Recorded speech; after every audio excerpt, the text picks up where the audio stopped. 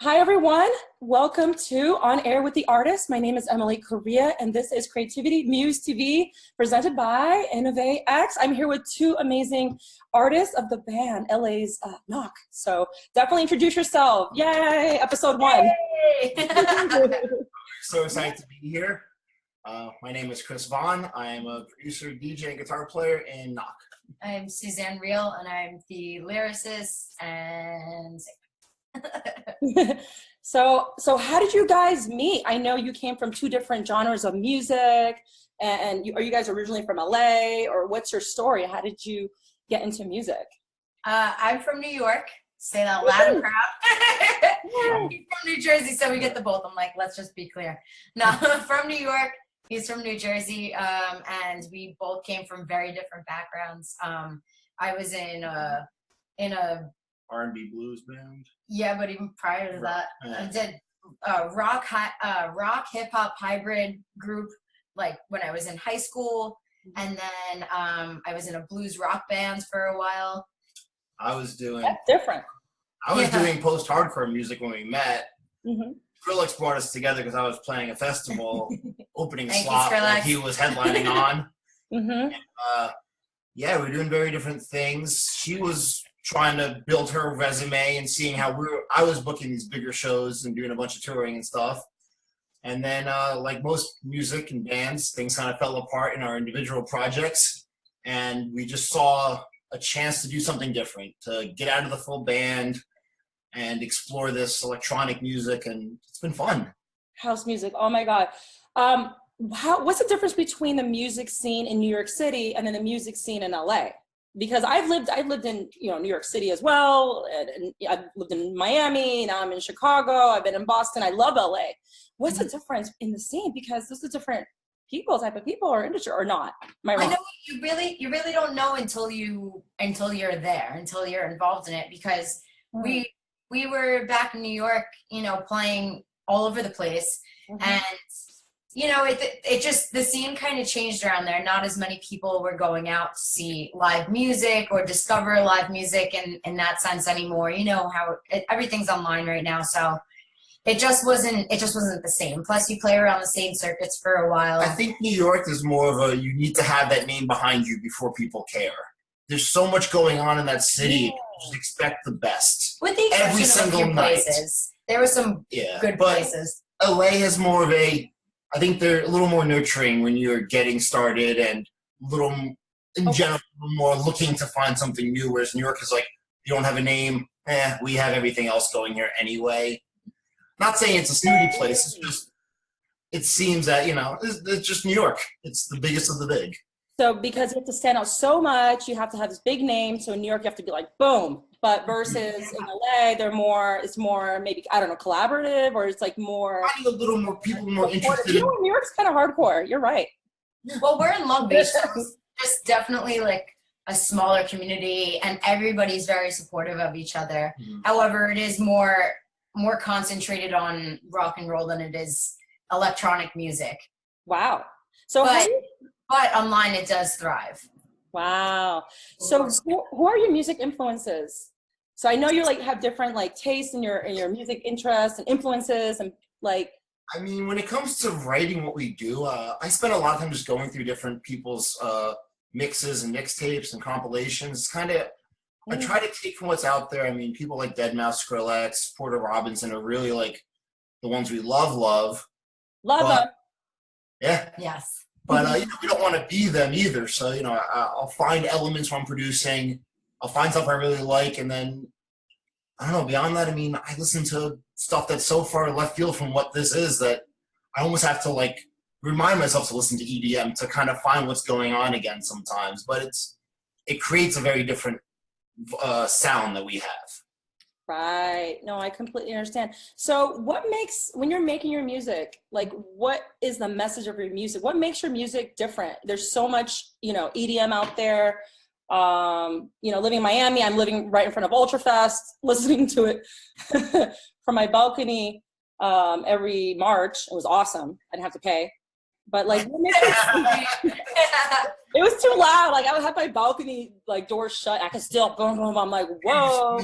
Yeah, right. You know, but so I get to hear the best music from around the world right there in EDM. Like, what makes your music like different? Like, how does your music stand out, or what is the message? Is there a certain message that makes your music different in the EDM scene? I'd say that my voice doesn't really go with your typical expected electronic music, because I am more of a blues R&B singer, and I don't think I could ever change that as hard as I try.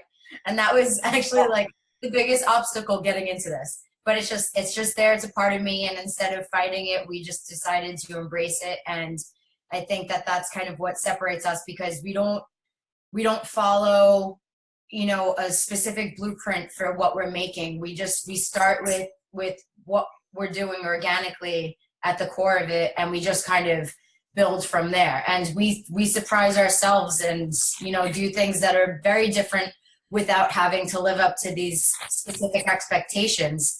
And, you know, we're putting it out there, you know, making something special, and we hope that people, you know, receive that well and you know, enjoy the music.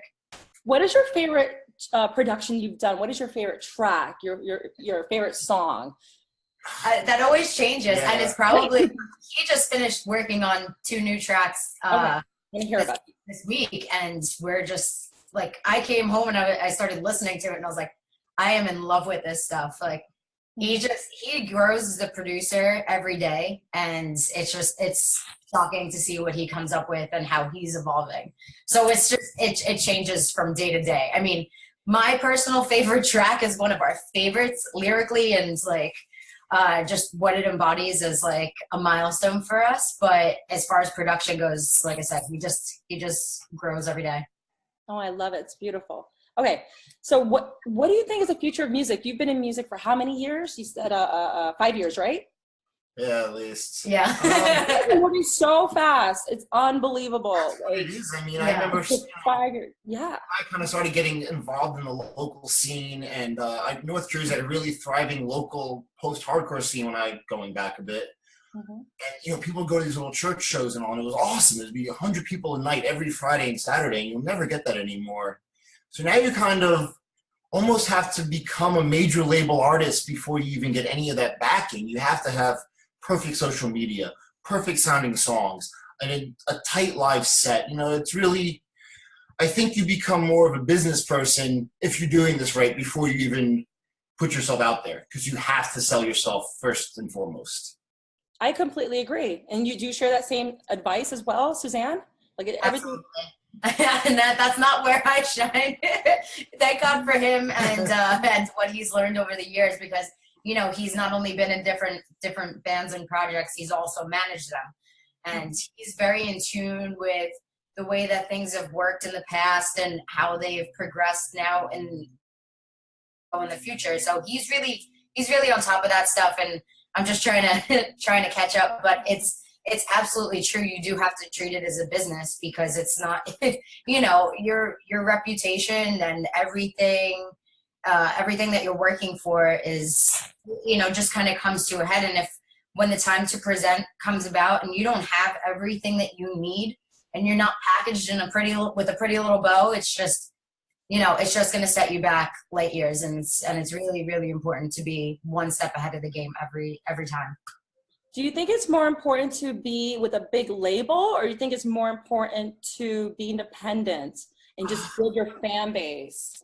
I think I don't know if it's very chaotic right now in the music industry. I don't know if it's good or bad either way. I think it's whatever works best for you. I mean, you know, Macklemore is the exception to getting huge without a major label, but he has supported major people behind him. You know, I think there's a point where if you don't have a fan base, you need the funding to get out there. You know, radio promotion, distribution. It's a couple years ago, Trent Reznor of Nine Inch Nails said he did an album himself. He had no idea how to get CDs to certain countries and all. And he was a guy who was 25 years deep, one of the biggest artists on the planet. So what do you do when you're not there? You haven't made these connections. Mm-hmm. You know, I think you just need to really be self-aware that there's no wrong path, but you can make wrong decisions on any of them. Right. So be careful, be smart, but, you know, try to find the good in anything that comes your way.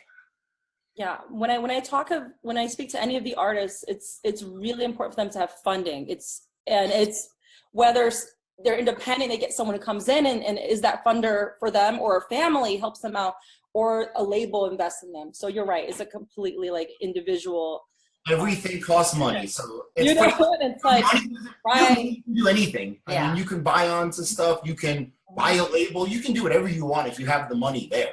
Right, you can even create, so it's like. So I mean, unfortunately, that's probably the biggest thing you need to get started is money. Mm-hmm.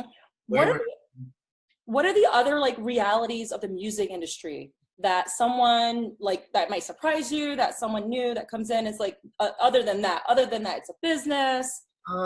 That people don't have your back. It's very hard to, you're going to meet a lot of people that talk great. And I mean, I probably delete emails and phone numbers every 2 weeks from people who told me something great. Then they can't do it. They don't answer their calls, or they just want money, or they, it is what it is. That's part of the industry. You're going to have a lot of snakes in there. Anyone can talk big. Yeah. It's the actions that count. So, it's just watching your own back, which is tough to do, but yeah. So our management right now is a breath of fresh air. We literally have 2 guys that are they're brilliant. They're compassionate about who we are and what we're doing, and they're 100% behind us and followed up on everything thus far. We gotta thank Bobby and Cosmo right now. Thank you guys. That's awesome. So what is the future of music? Where do you think it's going? And what's your music looking like moving forward? Let's say the next 5 years. We just always want to evolve. Ideally we'll have a lot more live instrumentation. I just recently got a violin. I'm hoping to learn that over the near future and incorporate that into our shows. Just a lot more of a live impact. Make it more of a show and a production rather than just being being fine with just listening to something on your stereo. You want more than that, and that there's going to be more of that with a live experience. I completely agree. Making it more interactive, making it more entertaining, and more of a production. Yeah. That will make you stand out, because it is about your persona. It's about your style, your dress, your set, your production, and of course the quality of your music. Mm-hmm. Absolutely. Okay. So what is your life philosophy? What keeps you inspired? What are maybe a couple of quotes that keep you guys moving and moving on up and staying positive? Because it's a tough industry. I just love this too much. I mean, music has really been my life for so long. My dad got me started young listening to The Who and the Beatles and all that great stuff. And love the Beatles. Yes. I just live and breathe music. So staying focused is easy. Staying positive can be tough, but I could not be chasing this, and then who knows where I'd be. So it's always more fun to be playing guitar or writing a new song or on stage, even playing to 5 people, than it is going to a day job I don't love. So right. Yeah. So would you definitely not 9 to 5 people, and that's the reality of that. Right. Art is everything in any form that it comes in any form that you could produce, and that's the kind of people that we are. We embrace it and hope that we could make a life for ourselves. We don't have to be I would not say the next Beatles, but don't have to be the next huge thing. But if we could touch a few people with our music and make a living out of this, we'd be very happy people. That sounds really centered. That's really important. It's like you rather just pursue your life purpose and where it goes because you're happy versus, working in an office and maybe you're making, $1 million, whatever. Like you rather just do what you love and be happy. Absolutely. So, that's amazing. So, okay. So tell me about your current project. Tell me about your CD and we're in it's really, I love in the modern industry because it's so you're actually sitting in our studio. Our home is our studio. Love it. And that's, it's something you couldn't even do 10 years ago, really. But it's also exciting because we're going to hit the road in about 2.5 weeks, and I still have 3 songs to mix and master. But they're going to get done. That would never happen in a previous lifetime. So it's a scary challenge, but like it's really fun that I get to shape these sounds, and then immediately we can release them through our label, which is run by our manager Bobby Abden, Flash and Yellow Records. So he'll be putting it out for us, and we'll be playing the songs on the road very soon. So it's to go from the studio right to the stage the way we can is awesome. It gives me so much control. I can create new fun live versions when I feel like it. Like it's really cool that I have such control, and I think people are gonna like what we're doing because it's familiar, yet I know no one's really heard the sounds that we have. Oh my gosh, I can't wait to hear it. One of my best friends, he does a lot of big remixes on the radio, and he's all up on everything in this world, and he's always like, "What are you coming up with?" He doesn't. It's not his vibe. He just doesn't get it, but he knows it makes sense. So I know if I'm confusing him, but also catching his ear, I'm doing something right. You know what? I'm always thinking about, like, we're in 2018, now 2019's coming, 2020. That's a whole new, like, decade of music. That's a lot of pressure, but like, that's amazing too. Like, where do you think that the new voice, the new generation, or the new, decade can be? That's a new voice of a generation. That's what I think about. I think like that. I'm like, yeah, I just have to, like, it has to be different. Music has to be different. It needs to. It's always evolving. It's getting there. It matters. I think there'll be a return to analog instruments a little bit more. Huh. I think electronic will peak, just this overproduction. I think there's a cyclical sense to this, personally, but yeah, I mean, you had the boy bands, and you had the pop punk emo phase, and EDM came in, and it all just kind of goes round and round sometimes, but we'll see. Yeah, it does. So my final question for you, what is your legacy? What do you want your fans to remember about you at the end of your career? Oh boy.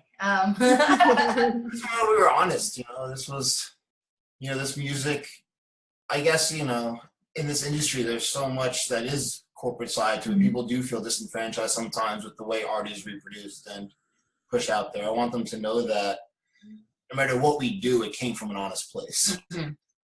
We always want to keep it. We always want to keep it 100 with ourselves and with our fans. And if you can't do that, then what are we doing it for? Absolutely. So I just want to share, thank you so much for interviewing with me, CreativityMuze TV. And if you want to definitely visit them, definitely support them. How can they support you? What are your links? Where can they get your CD? What are your social media? What's all that? The website is NOCHmusic.com, NOHC Music, and everything on social media is at NOCH Music, so it's pretty easy to remember us. Very good branding. Really. Keep it simple, keep it the same, don't confuse people. Okay, fantastic. And everyone, if you want to support us at Innova, please visit us at Patreon, CreativityMuze TV. Please subscribe to us on YouTube, CreativityMuze TV, and catch their interview on Let's Listen Radio. And catch them in LA. I mean, you guys are touring, right? So, I don't know. Actually, the tour starts in June, and we'll be starting in Kentucky. Kentucky. Okay, so anyone in Kentucky can go to your show there. Grand Rapids, Michigan. Ooh, that's close to me. I'm in Chicago. Where? Hopefully New Orleans, too. Unbelievable. Okay. Yeah.